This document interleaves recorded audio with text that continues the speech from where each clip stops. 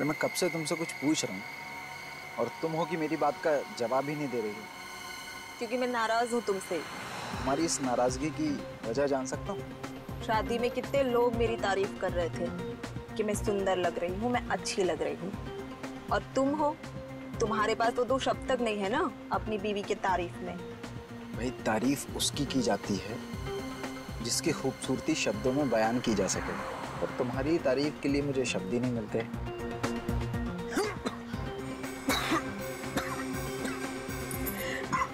देखा वैभव, जो लोग ज्यादा झूठ बोलते हैं ना उन्हें ऐसे ही खांसी आती है। क्या क्या हुआ वैभव, तुम ठीक तो हो ना? पता नहीं ये क्या हो रहा है। मेरी भी अटक रही है।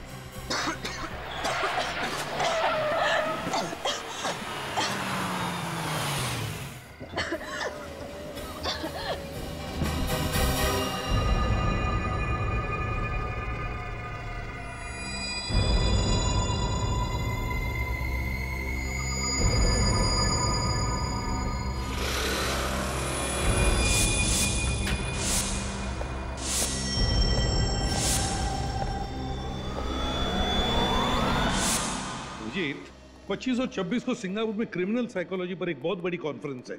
मैं चाहता हूं कि तुम और दया वहां होकर आओ। Good morning sir. मॉर्निंग। तुम दोनों इतनी जल्दी सुबह सुबह? सर मैं तो बस अभी अभी आई, पर पंकज शायद कुछ ज्यादा ही जल्दी आ गए हैं। अच्छा सर मुझे थोड़ा जल्दी घर जाना है। नहीं नहीं, काम करो, जाओ थोड़ा जल्दी। लैपटॉप कर। पंकज क्यों आया था इतनी जल्दी? क्या कर रहा था वो? सर एक्चुअली जब मैं ब्यूरो में आई तब मैंने देखा कि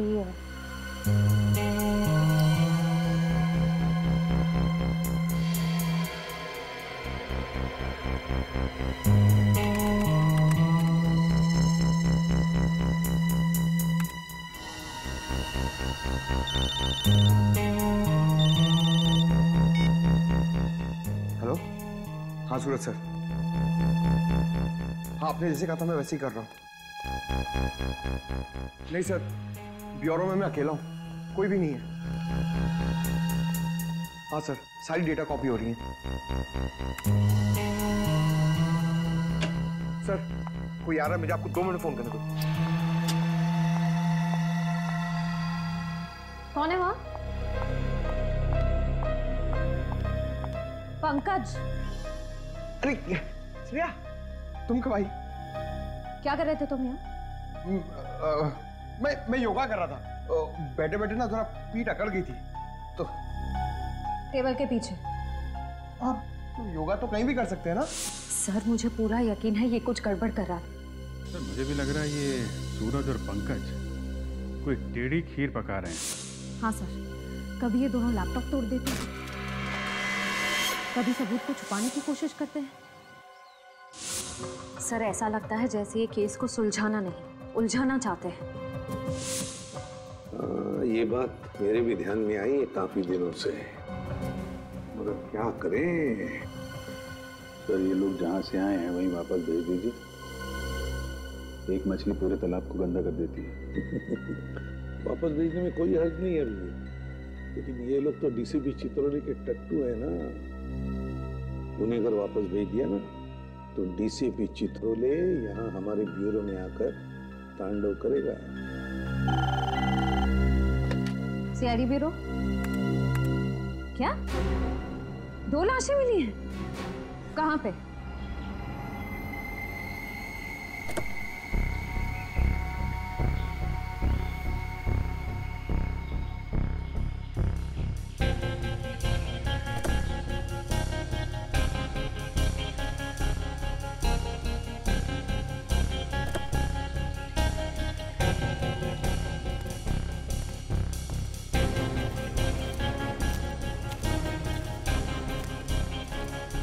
तो तुम लोग श्याम नगर का रास्ता पूछ रहे थे?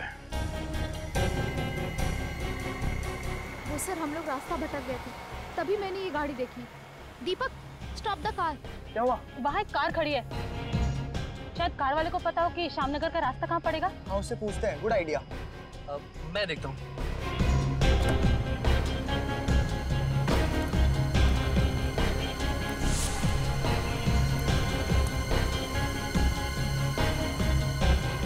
भाई साहब ये श्यामनगर का रास्ता किधर होगा? हेलो भाई साहब, hello. Oh my God guys, क्या हुआ?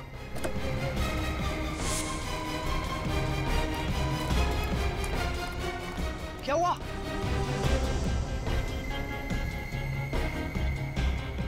दो लाशें देखकर हमारे तो होश ही उड़ गए। गाड़ी के आसपास किसी को भागते हुए देखा? नहीं सर, आसपास कोई नहीं था। सर अपूर्वी,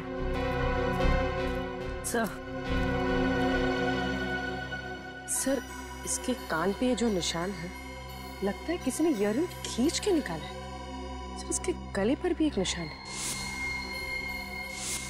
सर लगता है मामला लूटपाट का है। हाँ अपूर्वी, सर ये गहने वगैरह शरीर के ऊपर के हिस्से से गायब है। ये पैर में बिच्छू और पायल वैसे के वैसे ही, मतलब खूनी। गाड़ी के खिड़की से उसने इस जुर्म को अंजाम दिया है।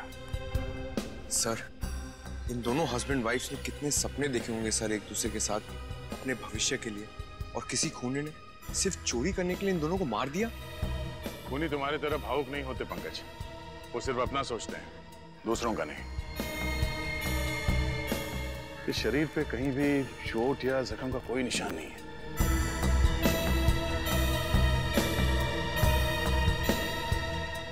इन दोनों के पैर के नीचे ये नीला पड़ गया। लगता है इन दोनों को जहर दिया गया।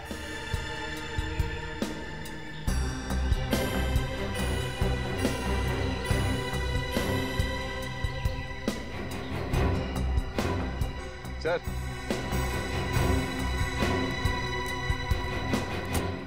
सर ये देखिए, इस गाड़ी से पेट्रोल पंप की रसीद मिली है। कल रात इन लोगों ने किसी पेट्रोल पंप से 2000 का पेट्रोल भरवाया था। इस पेट्रोल पंप में चल के पता करते हैं, शायद वहां से पता चल जाए कि इन दोनों को जहर किसने दिया था।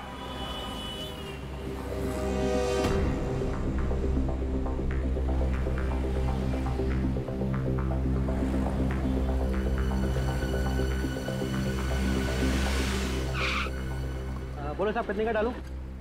आज सुबह ही टैंक फुल किया है। इतना जल्दी पेट्रोल खत्म हो गया? गाड़ी का एवरेज खराब है क्या? CID की गाड़ी का एवरेज बहुत अच्छा है। फिलहाल तुम इस गाड़ी के बारे में बताओ। हाँ साहब, ये पर्ची तो हमारे यहाँ की है। हाँ, इस कार में पेट्रोल कल रात यहीं पे डाला गया था। हाँ साहब, भराया तो था। पप्पू जी क्या बात है? पप्पू कौन है? साहब ये लोग CID से किसी कार के बारे में पूछ रहे हैं। CID? क्या बात है सर, कुछ प्रॉब्लम है क्या? बहुत बड़ी प्रॉब्लम। इस कार में जो हस्बैंड वाइफ कल जा रहे थे, उन दोनों का खून हुआ। खून? किसने किया? यही पता लगाने की कोशिश कर रहे हैं हम लोग। तो क्या बता सकते हैं कि इनके साथ कोई और भी था या ये दोनों ही थे? मुझे तो नहीं मालूम सर, लेकिन हाँ गिरीश बता सकता है। कौन गिरीश? वो नाइट की शिफ्ट में काम करता है। जरा इस गिरीश को बुलाना। सॉरी सर, वो तो हॉस्पिटल में है। हॉस्पिटल में? क्यों? वो कल रात को 12 सवा 12 बजे के आसपास अचानक वो गिर गया और बेहोश हो गया। बेहोश हो गया? कैसे? पता नहीं साहब, उसे चक्कर आने लगे थे। इससे पहले कि हम लोग को समझ पाते, वो धड़ाम से नीचे गिर गया। मुझे लगा कि बेचारा 2-2 शिफ्ट में काम कर रहा था, इसलिए थकान की वजह से ऐसा हो गया हो। कौन से हॉस्पिटल में भर्ती है ये? शांति शिविर हॉस्पिटल। शांति शिविर हॉस्पिटल। सर ये वैभव और शिखा, ये लोग एक शादी से लौट रहे थे सर, जब इन पे हमला हुआ। और सर हमला होने से पहले रात करीब 12 बजे ये लोग एक पेट्रोल पंप पर पहुंचे, जहां एक अटेंडेंट गिरीश ने इनकी गाड़ी में पेट्रोल डाला और इनके जाने के बाद वो बेहोश हो गया और हॉस्पिटल पहुंच गया। अभिजीत, ये पेट्रोल अटेंडेंट गिरीश का बेहोश होना और फिर उसके बाद में वैभव और शिखा, इन दोनों पर हमला होकर उनकी भी मौत होना, कहीं दोनों बातों में कोई कनेक्शन तो नहीं? सर मैं अभी अभी हॉस्पिटल में गिरीश को मिलकर आ रही हूँ। डॉक्टर्स का कहना है कि उसकी बेहोशी की वजह थकान नहीं, कोई जहरीला केमिकल है, कोई जहरीली गैस। फिर अभिजीत इसका मतलब है कि ये दोनों शादीशुदा इसी जहरीले गैस की चपेट में थे और इन्हीं के जरिए इस गिरीश तक ये जहरीला गैस पहुंच गया। हाँ सर, गिरीश बच गया क्योंकि वो वक्त पर हॉस्पिटल पहुंच गया, लेकिन वैभव और शिखा की किस्मत इतनी अच्छी नहीं थी। मगर ये जहर है कौन सा? है कौन सा ये जहर जो 2 मिनट में आदमी दम तोड़ दे? सर, हाँ। सर इस जहर का नाम है सोडियम ब्यूरोक्साइटिस। हेलो तारिका जी। सोडियम ब्यूरोक्साइटिस। हाँ सर, ये जहरीला केमिकल मुझे वैभव और शिखा के फेफड़ों से मिला है। फेफड़ों में मिला है तो इसका मतलब है अभिजीत कि इन दोनों ही ये जहर किसी चीज से सूंघा है या फिर सूंघाया गया है। हाँ सर, क्योंकि बॉडीज में इंजेक्शन वगैरह का तो कोई निशान नहीं मिला मुझे। वही तो। और पेट में खाने पीने में कोई जहर नहीं मिला? पंकज, जब डॉक्टर तारिका कह रही है कि जहर सिर्फ फेफड़ों में था तो उल्टे सीधे सवाल पूछ कर परेशान मत करो इनको। मालूम है कितनी मेहनत लगती है सब ढूंढने में। अरे आप थक गई होंगी, मैं कुछ मंगाऊं आपके लिए? फिर कभी अभिजीत, आज थोड़ा लेट हो रहा है क्योंकि सालों के साथ पूना गए ना तो सारी जिम्मेदारी मुझ पर ही है। सालों के सब पूना गए हैं? ये तो बड़ी अच्छी बात है। मतलब दिन रात काम करके थक गए हैं बेचारे, पुणे गए हैं तो थोड़ा चेंज हो जाएगा।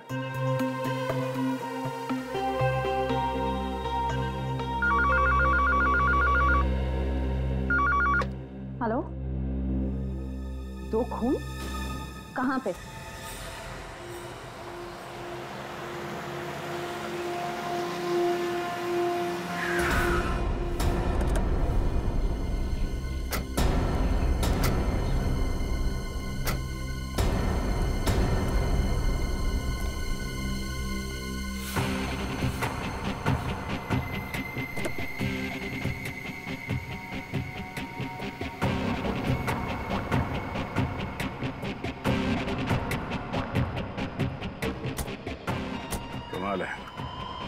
एक ही दिन में 4 खून। मैंने भी ठीक वैसे ही मारा गया जैसे वैभव और शिखा को।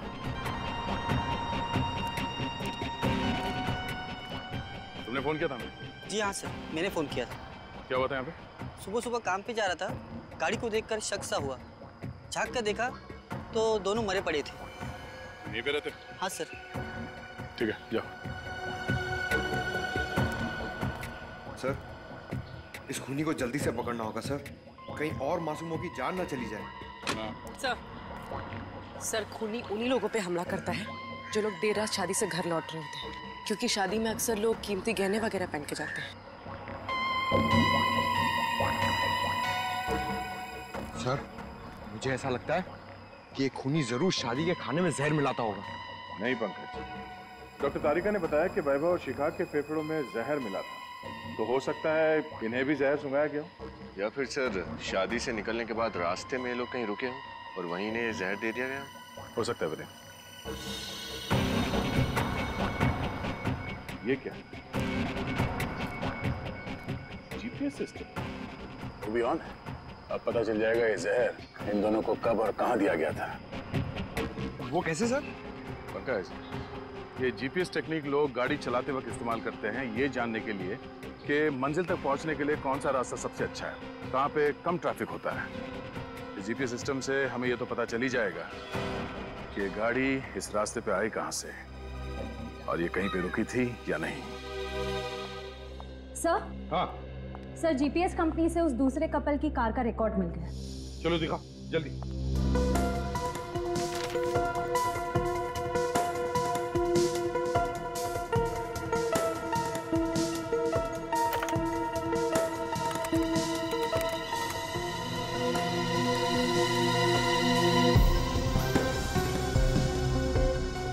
ये देखो अभिजीत, ये है वो शादी का हॉल, इसे हम पॉइंट ए कहते हैं।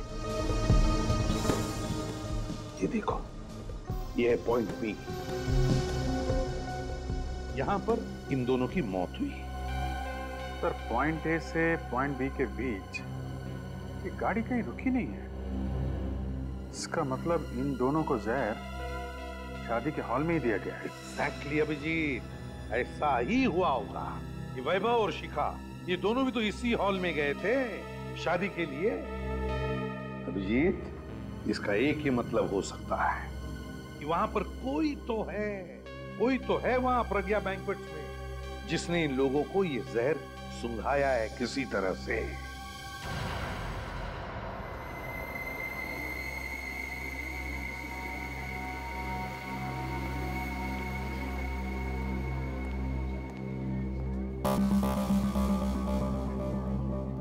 आसपास नजर रखना।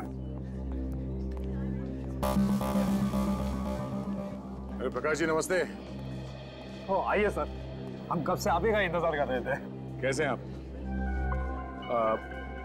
आप परेशान क्यों लग रहा है? सर आज मेरे इकलौते बेटे की शादी है और उसमें आप ये सीआईडी वालों की तहकीकात, बड़ी टेंशन हो रही है सर। आप चिंता मत कीजिए, कुछ नहीं होगा। फिर भी सर डर तो लगा हुआ है ना। निश्चिंत रहिए आप, कुछ नहीं होगा, हम लोग हैं ना। और आपके सहयोग से ही आपके एक मेहमान की जान बचा पाएंगे हम। जी सर।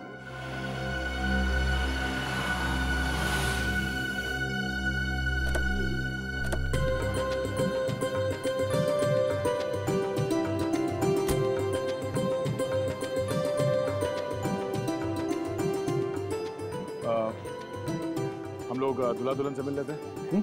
नमस्ते। बधाई हो कुमार साहब। आइए आइए ऋषभ जी। रचना जी वेलकम। Thank you.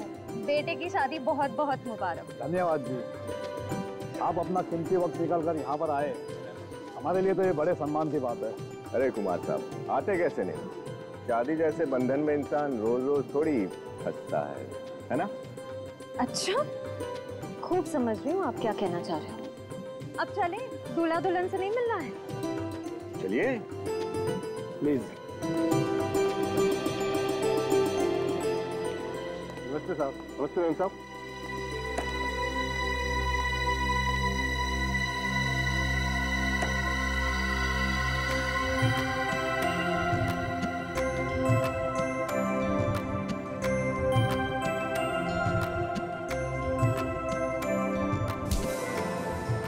भाई साहब जरा देख कर चलिए। माफ कीजिएगा, वैसे मेरा नाम अमित है। हमारा नाम हर्ष है और ये है मैं इनकी पत्नी रचना। बहुत खूबसूरत है जी। मतलब क्या है आपका? गलत मत समझिए, मैं इनके हार की बात कर रहा था। ये पूरे 10 लाख का है। वो क्या है ना कि 6 महीने पहले हमारी शादी की सालगिरह थी, ये भूल गए तो सजा के तौर पे मैंने इनसे ये हार मांग लिया।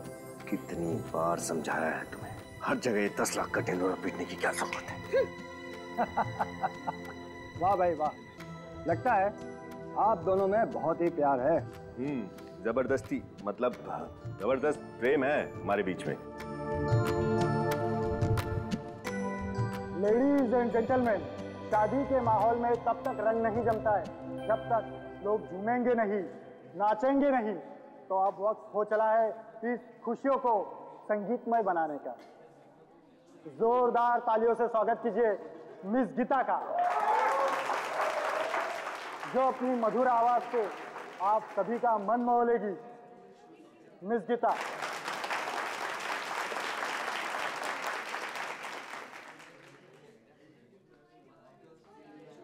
ये लीजिए।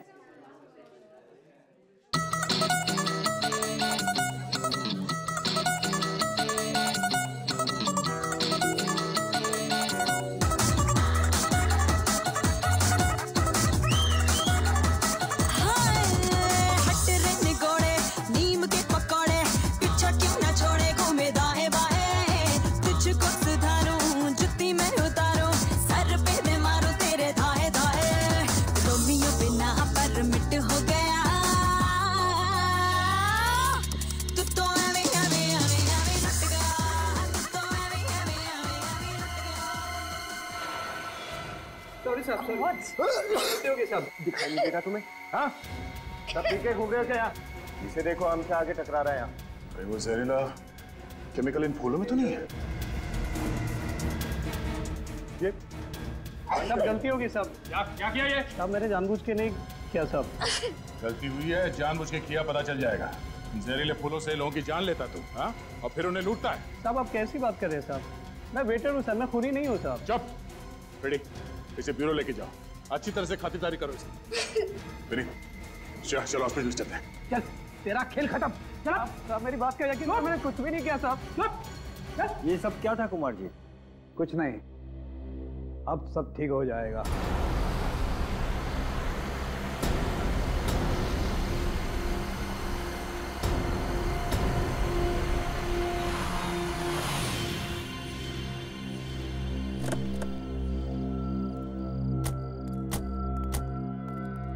Oh no! Ready? Hey, उठ! सर, लेकिन तुम दोनों को जल्दी हॉस्पिटल ले जाना पड़ेगा। निकालो उन्हें। सर।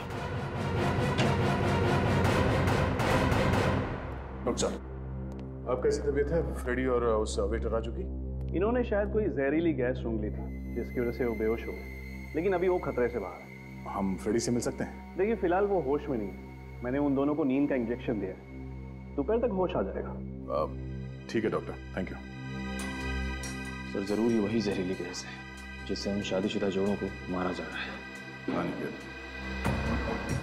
और डॉक्टर तारिका ने तो कहा कि जो फूल श्रेया और विनीत पे गिरा था उसमें कोई जहरीला केमिकल नहीं था। इसका मतलब है वो जहरीला केमिकल उस गाड़ी में ही था।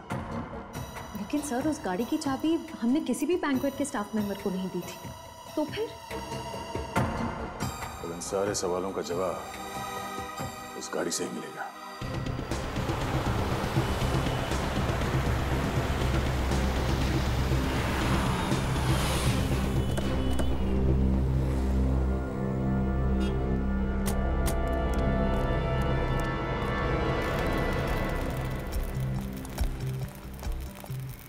कुछ पता चला किशोर? गाड़ी के अंदर वो जहरीली गैस कहां से गई होगी? नहीं साहब, मैकेनिक की नजर से देखकर लगता नहीं है कि इस गाड़ी से किसी ने छेड़छाड़ की है। सब कुछ एकदम बरोबर है। तुमने अच्छी तरह से तो चेक किया है ना, बारीकी हाँ से? साहब, एकदम बरोबर है।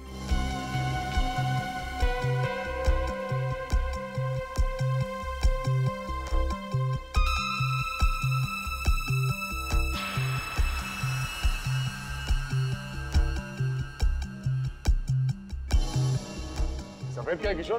कुछ लगा है क्या? नहीं साहब, मैंने तो सिर्फ गाड़ी चेक करी। तो मेटल पाउडर जैसा कुछ है।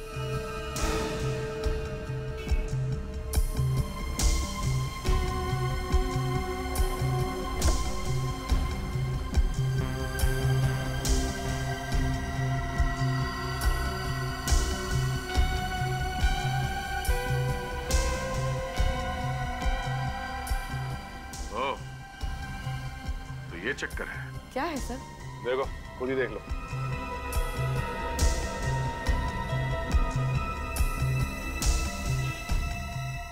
सर इतना बारीक छेद तो मैग्नीफाइंग ग्लास से ही दिख सकता है। पहले यहाँ दरवाजे पे किसी ने ड्रिल मशीन से छेद किया और फिर उस छेद के जरिए अंदर वो जहरीली गैस डाल दी गई। लेकिन सर ये ड्रिल मशीन तो बिजली से ही चलती है ना? अगर उसने ड्रिल मशीन का कनेक्शन किसी और वायर के थ्रू कहीं किया होगा तो किसी ने तो उसे देख ही लिया होगा। ये भी तो हो सकता है कि ड्रिल मशीन बिजली से नहीं बल्कि बैटरी से चलती है। सब कुछ पोर्टेबल है। हेलो, हाँ बोलिए। क्या? निशान? अच्छा, ठीक है, उसकी फोटो, एड्रेस, सेल नंबर और सारी डिटेल्स मुझे भेज दो। Okay, thank you. क्या हुआ सर? प्रज्ञा बैंक्वेट हॉल का दरबान निशान वो गायब है। ना वो काम पे आ रहा है, ना ही फोन कॉल उठा रहा है। फिर ये सब किया धरा उस निशान पे तो नहीं है? अब ये तो उस दुकान से ही पता चलेगा जहाँ पे ये खास बैटरी वाली ड्रिल मशीन मिलती है। पता करो कहाँ ऐसी ड्रिल मशीनें मिलती हैं। निखिल, लगता है ये वही डिस्ट्रीब्यूटर है जो वो ड्रिल मशीन बेचता है। चलो सुनिए, हम लोग सीआईडी से हैं, आपसे कुछ पूछताछ करना चाहते हैं। बैटरी से चलने वाली शक्तिशाली ड्रिल मशीन्स पूरे शहर में सिर्फ आप ही की दुकान पे मिलती है ना? जी, होलसेल की बस मेरी ही दुकान है उन ड्रिल मशीन्स की, और कहीं नहीं मिलेगी आपको। तो जिन दुकानों को आप ये मशीन्स बेचते हैं, 1-2 पीसेस तो बेचते नहीं होंगे, कम से कम 15-20 पीसेस बेचते होंगे। जी बिल्कुल। तो पिछले कुछ दिनों में आपने इस तरह बैटरी से चलने वाली ड्रिल मशीन अगर बेची है तो किसको बेची, याद है कुछ आपको? सर मैंने तो नहीं बेची, लेकिन मेरी दुकान पे एक छोटू नाम का लड़का काम करता था। उसे एक ग्राहक ने 500 रुपए ज्यादा का लालच दिया, उसे उस मूर्ख ने बेच दी। छोटू, बुलाओ उसे। जी मैंने उसे निकाल दिया। काम से निकाल दिया? तो क्या आप उस ग्राहक को पहचानते हैं? जी बिल्कुल, वो पहले मेरे पास आया था। जब मैंने उसे मना कर दिया तब शाम को दोबारा आया। जब मैं दुकान पे नहीं था तब छोटू ने उसे दे दी। ये यही था वो?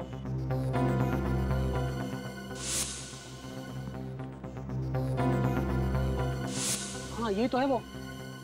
मतलब निशान ही वो है जो एक के बाद एक खून किए जा रहा है।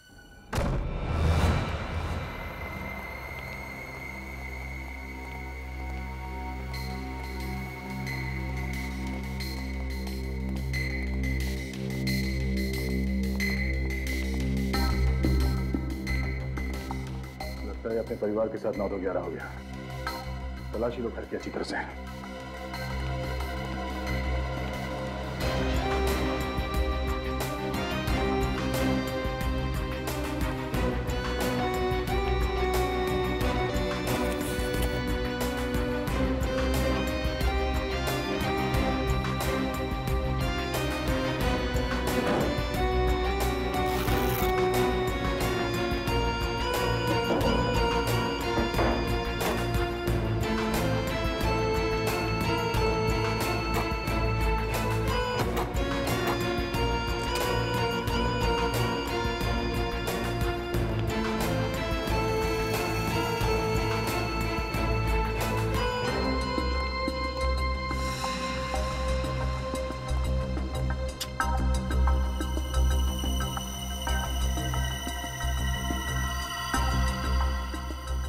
निशांत और निशांत की बीवी।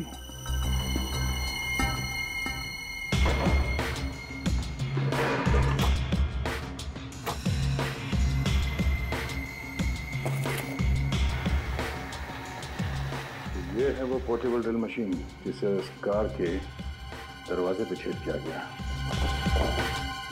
सर। हाँ विनीत। सर ये देखिए, नई वॉशिंग मशीन, नया टीवी, बहुत सारा नया नया सामान खरीदा है इस निशांत ने। सर एक दरबान अचानक इतनी कीमती चीजें तभी खरीद सकता है जब उसकी कोई बड़ी लॉटरी लगी हो, या फिर वो गलत कामों में उलझा हुआ है। सर ये इयररिंग अंदर पड़ा हुआ मिला था, शायद शिखा का ही होगा। लगता है निशान घाई में सामान पैक करते समय ये इयररिंग पैक करना भूल गया। हाँ सर, मुझे लगता है शादी के हॉल में हमें देखकर उसकी हालत पतली हो गई। अपना सारा नया सामान छोड़कर यहाँ से रफू चक्कर हो गया। और उड़ के कबूतर कहाँ तक उड़ेगा? एक काम करो, मोबाइल कंपनी से पता करो कि ये कबूतर इस वक्त कहाँ है।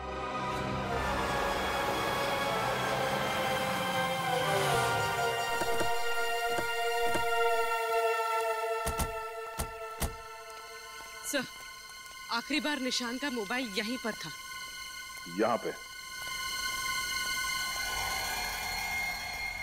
ये देखो।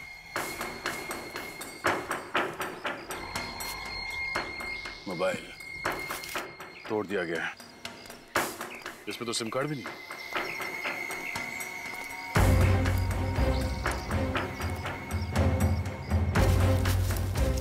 सर। हाँ देखिए सर, फावड़ा पड़ा हुआ है, मिट्टी भी लगी हुई इसमें ताजी। काम करो, आसपास देखो कहीं खुदाई का काम हुआ है क्या।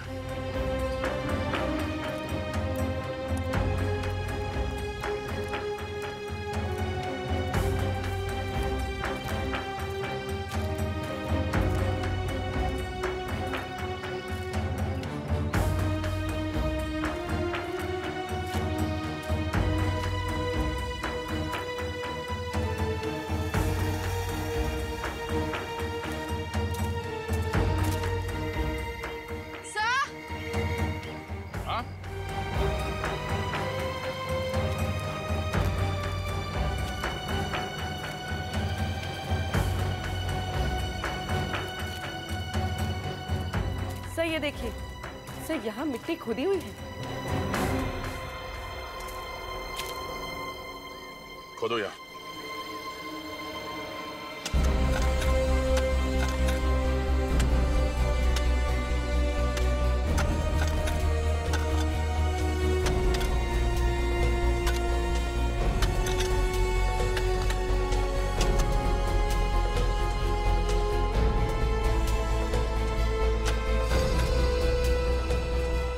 सर,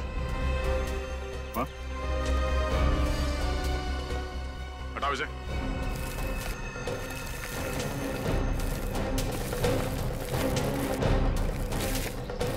एक मिनट, लाश है, बाहर निकालो उसे।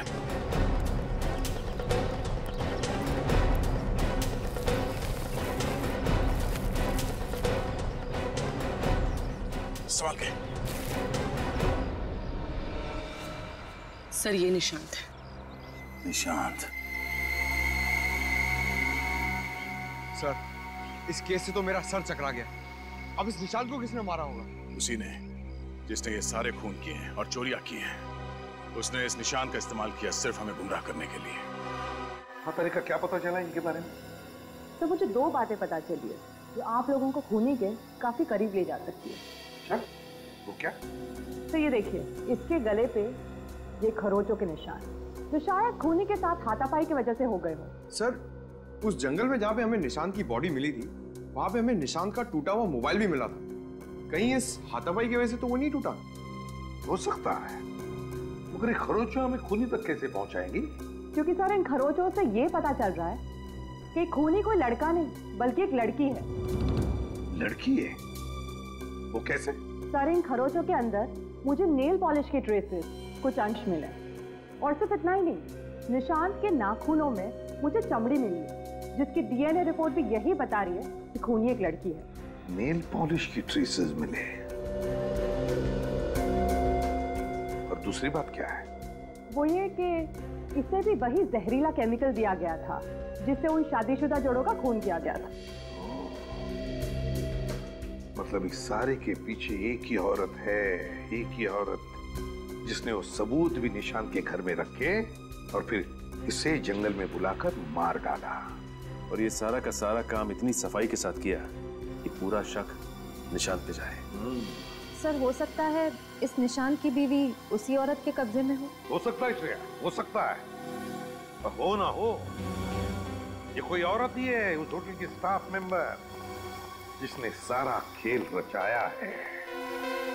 सचिन, काम करो, प्रज्ञा बैंक्वेट पे फोन करके पता लगाओ क्या कोई स्टाफ मेंबर है, कोई औरत जो छुट्टी पर है किसी कारण।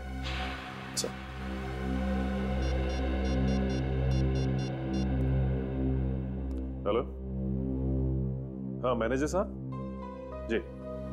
अच्छा, ये बताइए कि आपके फीमेल स्टाफ की कोई मेंबर कल से छुट्टी पे है क्या?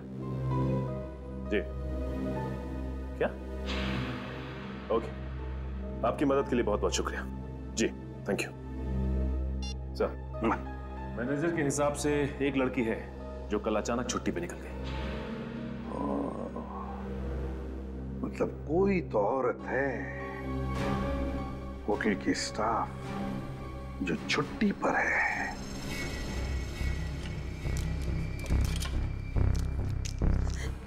अब मुझे छोड़ दो। निशांत तो तुम्हारे इशारों पे कठपुतलियों की तरह नाचता है ना, और तुम्हें क्या चाहिए? मैं जो चाहती थी मुझे तो वो मिल ही गया है। अब तो बस एक खूबसूरत सी जगह जाकर सुकून की जिंदगी जीनी है। जब तुम्हारा मकसद पूरा हो चुका है तो मुझे मेरे निशांत के पास जाने दो ना। अच्छा, अगर तुम यही चाहती हो तो यही सही।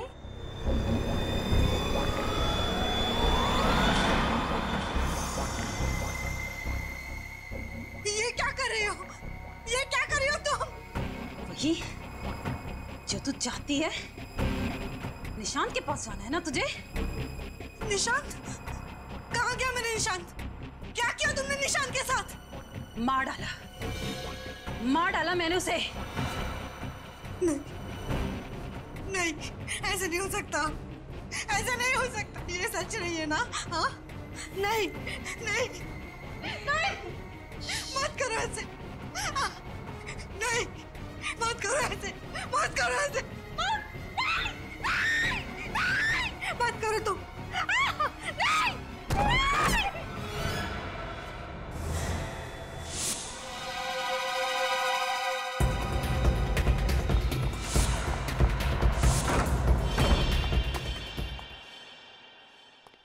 बहुत हो गया गीता जी, अब तुम्हारा खेल खत्म। खेल? खेल अभी खत्म नहीं हुआ है, खेल तो अभी शुरू हुआ है।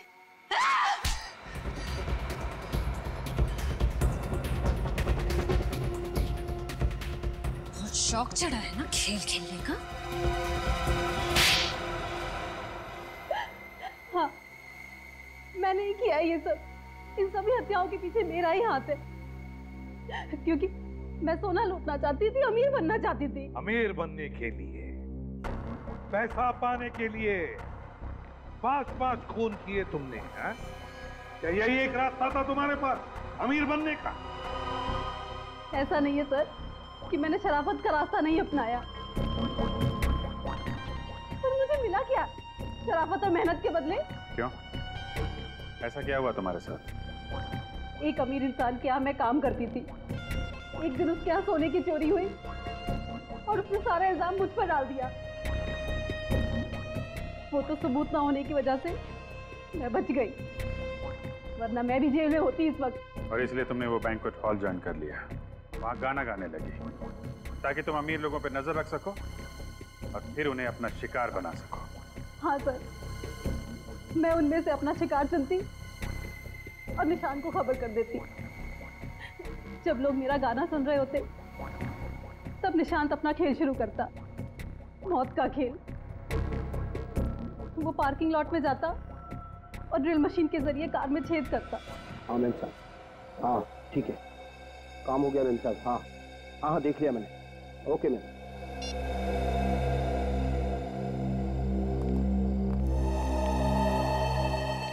जरा ध्यान रखना, मैं आता हूँ। ठीक है।